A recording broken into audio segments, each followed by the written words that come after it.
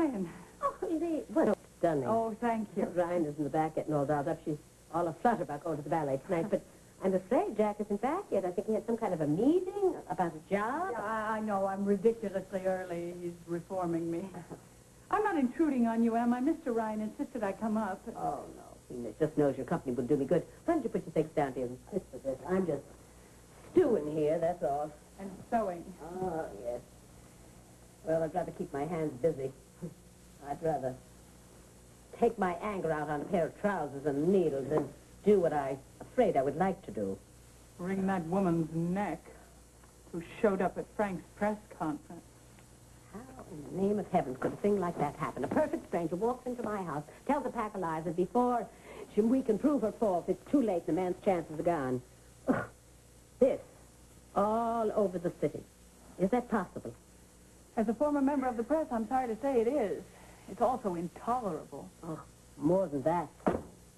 Francis, who has so much to give, is going to be prevented from serving. I'm so sorry. I wish there was something I could do to help. Oh, I appreciate that. Money? Pardon me? Would it help? You know, I happen to have a lot of it. Not that I did anything to get it, but it's there, and if it could be used to help, I'd be more than happy. Lee, that's very generous of you. Thank you, but I'm afraid money is not what's needed. It's time. Time to prove this woman is a fraud. Time before the party has to pull away from Francis just to protect itself. Not that I understand that mentality, of course. Well, I expect you do, but you don't like it, and why should you? You may be right. Of course, Jack is in a state himself, much as he ever lets anything like that show. You know, I used to think that it was just the connection with Mary that kept him so involved with Frank, but it's much more than that, isn't it? There's a real friendship there. Well, and you all, you're a real family to him. Jack is certainly part of it. That was Mary's triumph. But as far as keeping her, we've never lost that connection, not one of us, and I can't imagine any time when we will.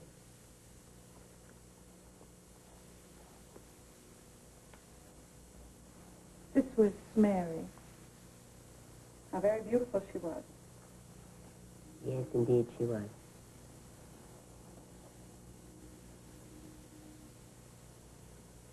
Will you tell me about her?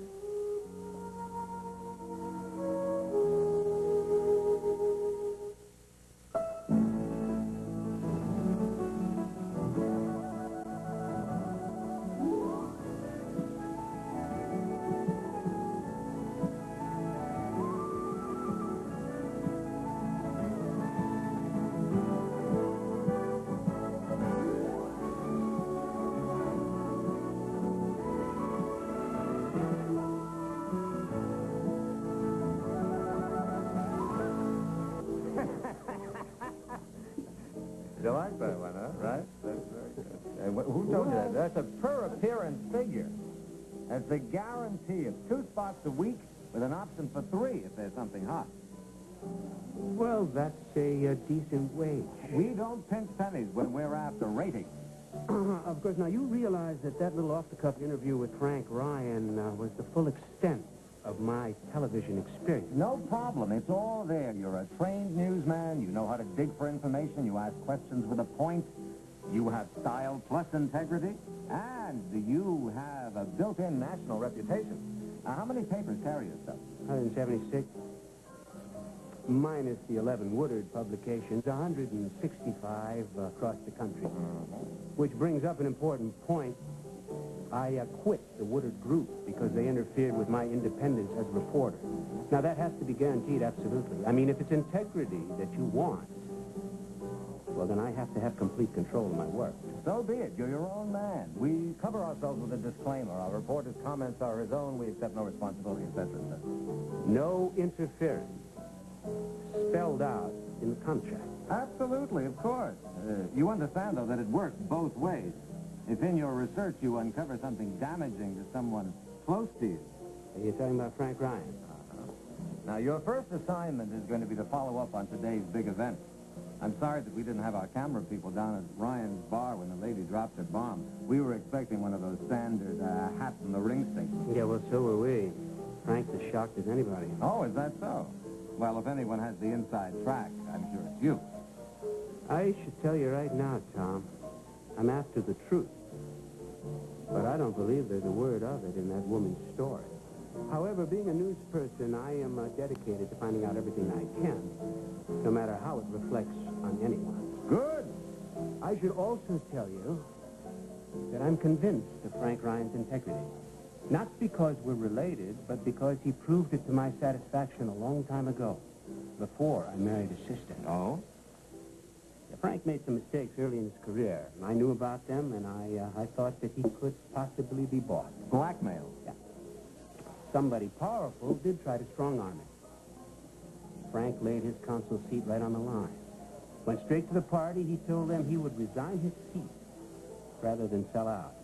The party backed him all the way. And the rest is history. But, of course, there are still some people with questions about what happened up there in the Senate. I know that he was exonerated later on, but then this woman shows up claiming to be a discarded wife. Someone's brilliant idea of a setup. Prove that. Okay? I intend to. Roger, can you help? Me? How? I don't know. But there's got to be a way. This is so big that someone is paying that woman to ruin Frank, and we've got to find out who and fast. Frank deserves a chance for comeback. Yeah, well, maybe he does, but, you know, I find it very interesting that for a fair-haired boy who came from such wholesome stock as the Ryans, Frank's been in this trade before. Roger, Look, I'm not saying that he's responsible. I'm only citing history. all the more essential that we clear his name. We?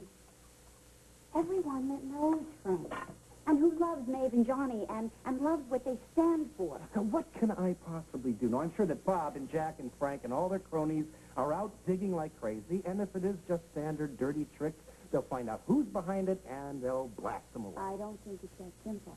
The timing's off. Then what? Vengeance. Personal vendetta. Hollis Kirkland, Possibly. your friend Ray Woodard. Maybe. She's mad enough. In fact, the last time I talked to her, she all but swore revenge on both the Ryan boys. I knew it. It had to be her. So will you help? Oh, no, wait a minute. You can't ask me to go to Ray and try to extract information from her. Why not? What, are you kidding? Why can't you help? For us. Who exactly is us? I am not Orion. I am not a Ryan worshiper.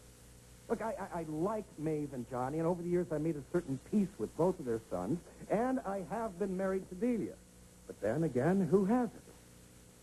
I'm not talking about the Ryans. I'm talking about the Coleridges. And amongst our little clan, there is only 3 of us. And we all depend on each other's support. And you've given me that support lately, and I appreciate it. But what about Jill? Jill? Jill equals Frank. They're on again. Well, I'm not surprised. And how are you about all that? I'm all right. I mean, obviously, it was meant to be. And I want them to have their dream. So will you do it for Jill, please? Well, can't you get somebody else? I know that Ray is an obvious suspect. No one has the connection with Ray that you have. You're asking me to exploit a friendship. I haven't got that many, you know. All right. All right, I agree. If Ray has done this, she's gone too far. Besides, the idea of being a spy for the Ryan camp is at least entertaining. He challenges me. I'll see what I can do. Thanks, Roger. Yeah. Bye.